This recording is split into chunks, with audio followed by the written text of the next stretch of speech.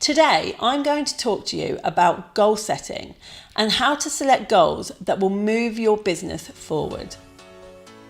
I'm Lisa Johnson, a multi-six-figure business coach, and in 2 years, I've built a business online where I make 80% of my income from passive and semi-passive income streams. Have a think. How often have you set goals only to give up when it means having to step out of your comfort zone? Or maybe you're too busy and you'll work on it next month, but then this becomes an excuse you use again and again. It's really easy to overlook the importance of a plan of action or to create a huge to-do list that actually doesn't get you any closer to where you really want to be.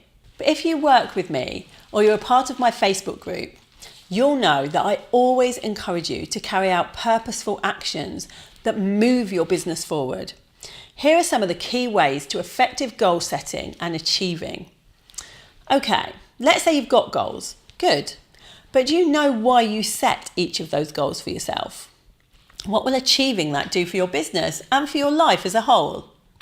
How will it look when you've actually achieved those goals? What will it feel like?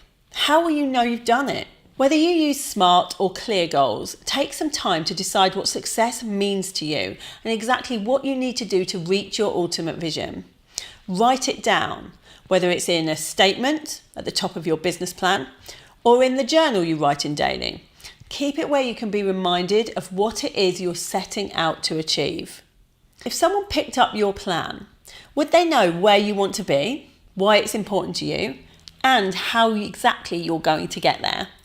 I'd love to know in the comments what your goal is for this month. Let's talk about what do you have to do. Is your to-do list full? Do you feel overwhelmed by how much you have to do? If so, now is the time to actually see whether these tasks are vital to achieving your goals.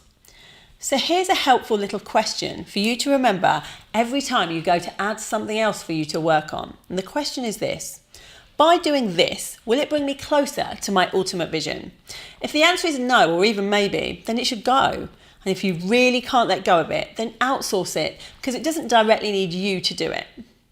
Whilst working with a coach will definitely encourage you to show up and get stuff done, we can only push you so far. Ultimately, you're the one who needs to put in the work. Let's say you're hiring me to coach you. I'll be there to give you clarity and keep you on track, both in your mindset and actions, but you get out of it what you put into it. You'll feel such a bigger sense of achievement when you've held yourself accountable to setting effective goals and moving yourself to where you really want to be. And how can you achieve these goals? Here's some great advice from Hal Elrod, the author of The Miracle Morning. He says to find 6 activities to do for 10 minutes each every single morning. Exercise, read, write, repeat affirmations, meditate, listen to a podcast, anything that helps you to prepare and feel positive about the day ahead. And remember, fear is a good thing. It means you're doing something that involves stepping out of your comfort zone. You're leaping forward and you're working on your goals, and that's a good thing. Go back to your vision journal if you need to remember why you're doing this. And if it doesn't work out, so what? You've learned what didn't work and you're a step closer to finding out what will work. So even if you don't hire a coach, learn some techniques. Identify the problem you have, the ideal outcome that you want to achieve, and the blocks in yourself or the situation. Then brainstorm ways to move forward. Do some self-reflection. This will help you to identify your strengths and weaknesses and to be okay with them as well.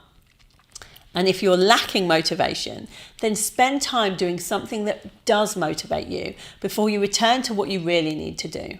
Remember, you can do it and you are good enough. If I can do it, then you can do it too.